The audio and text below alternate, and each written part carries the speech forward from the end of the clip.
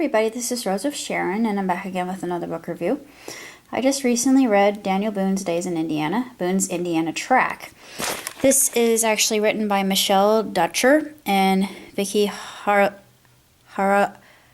Yeah, that's not a very easy name to say.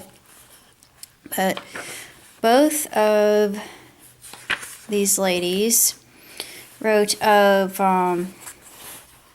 Boone's exploits, his expeditions, of course, Squire Boone Caverns. It's said that it's not really known if he and Squire actually stayed in that particular place, but he often marked the caves where he stayed, and he often subsisted on game that he caught. And the only reason I picked it up is because my mom's side of the family has, well, my uncle actually has relations to Daniel Boone, so I thought, I gotta pick this up because I'm fascinated with, I think a lot of Americans are fascinated with Daniel Boone.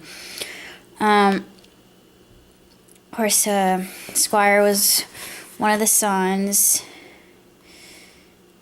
and Daniel was actually born in 1769 in December the 23rd in North Carolina. He ventured into Missouri at the request of his father. It's interesting. Rachel was his wife.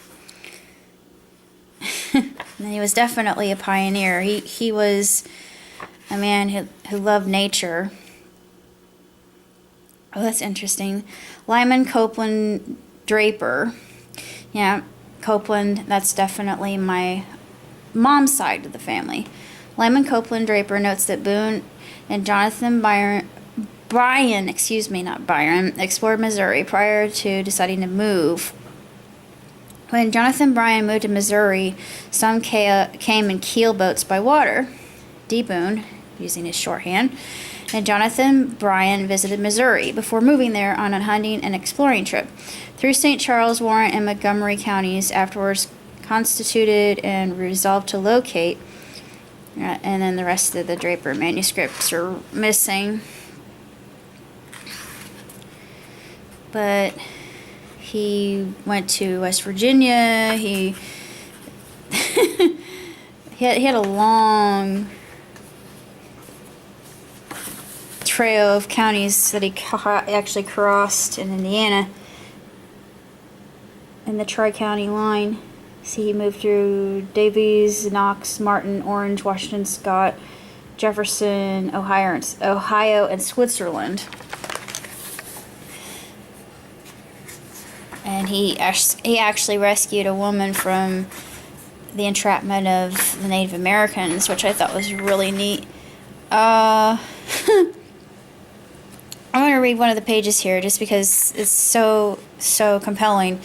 This man was almost fearless. One of Boone's adventures while a resident of this valley, I think it was Charleston, resulted in Boone County. Okay, that's a little bit different because there's a Boone County in Kentucky. About 1795, there was a family of, here we go, yeah, this is the story I was just recounting, of Flynn's living on Cabin Creek. The Flynn home was attacked by Indians, the mother and father killed, and the daughter named Chloe was taken prisoner. Sometime later, Boone learned of the tragedy. He knew the locations of the Indians and finally succeeded in rescuing her from the camp. Being an orphan, Boone took the girl to his own home, where she was made a member of the family. That's awesome. Yeah, can you imagine that? That's so cool that he would just take her out of the kindness of his heart. And talks about the trip to Missouri, and this was all under Adams' administration. He was made a lieutenant colonel, which I didn't know. I thought, really? Holy cow. And of course, a lot of the stories that are told about Daniel are hearsay, and a lot of the residents in Ohio, like this tree stump here, they don't even know if he actually killed a bear there. They don't know if it's authentic. I think it was just one of those stories. I don't know. Because it says DB on it, and he did do a lot of engraving. And who's to say it wasn't Daniel? Because they didn't see it happen. And that's about all I have to say here. And Nathan was one of the children, Lavinia, Jesse, Jane Van Cleve, Jemima, of course William, and Squire.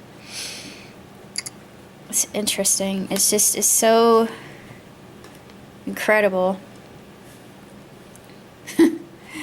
Imagine just how exciting his life was. And it's a short book too, and if I could, I would send this to my uncle, but he's all the way in Chapel Hill, North Carolina. But I know he'd love this because this is his family history, and it's awesome. But that's all I got to say about that. Until next time, live long and prosper. Ciao tutti.